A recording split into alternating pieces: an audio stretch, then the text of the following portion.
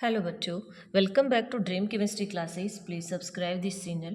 देखिए, आज के इस वीडियो लेक्चर में हम बात करेंगे क्लास 10 साइंस की जो प्रैक्टिस वर्कशीट है उसकी वर्कशीट नंबर 5।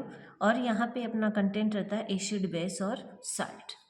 तो देखिए, क्वेश्चन नंबर फर्स्ट है, a base produces OH minus ion in solution. जो एसिड होता है वो H+ आयन प्रोड्यूस करता है और बेस जो होता है वो OH माइनस आयन।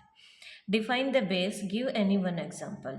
तो देखिए, यहाँ से भी हम निकाल सकते हैं कि a base is a substance that can accept H+ ion and gives OH minus ion and neutralize an acid. Base जो होता है वो किसी एसिड को क्या कर सकता है, न्यूट्रलाइज कर सकता है। और वो देखिए H+ आयन को एक्सेप्ट करता है। यहाँ पे ये आपको ध्यान में रखना है कि एसिड क्या करता है, H+ देता है और बेस H+ को लेता है।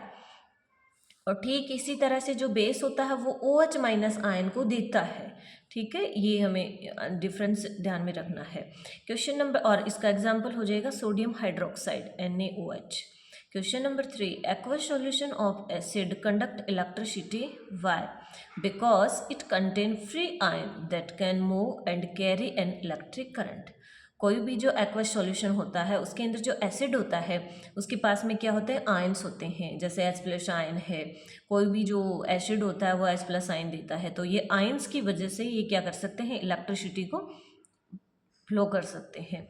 Question number 4, right the difference between strong acid and weak acid.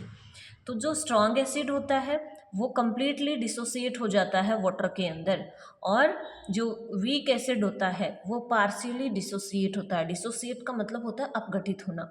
जैसे HCl है, HCl क्या है, एक स्ट्रॉन्ग एसिड है। तो जैसे ही इसको वाटर के अंदर डिजॉल्व किया जाता है तो ये H+ Cl- आयन में क्या हो जाता है, टूट जाता है।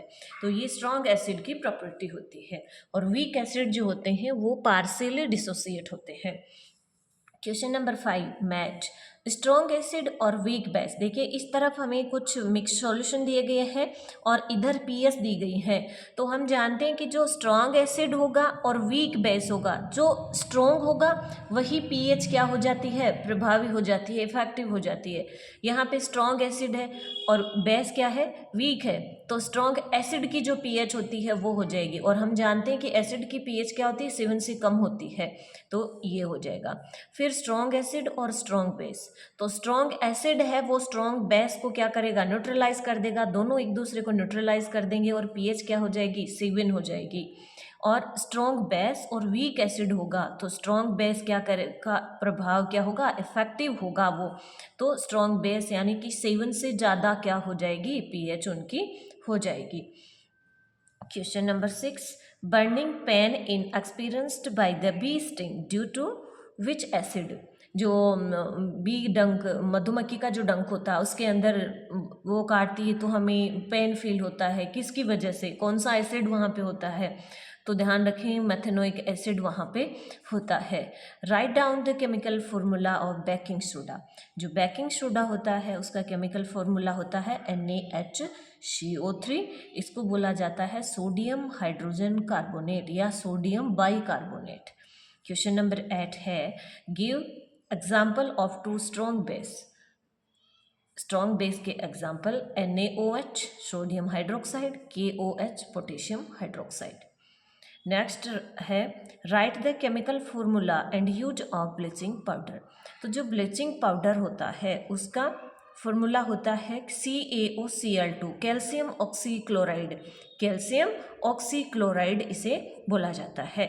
और इसके यूज देखिए, ब्लीचिंग में यूज होता है, जैसे कॉटन, लिनन, वुड पल्प है, इनकी ब्लीचिंग में इनका यूज होता है। और डिसइंफेक्टिंग एजेंट के रूप में, जैसे वाटर है तो उसके अंदर भी इसका यूज किया जाता है, छोटे जो इंसेक्ट होते हैं उनको मारने के लिए।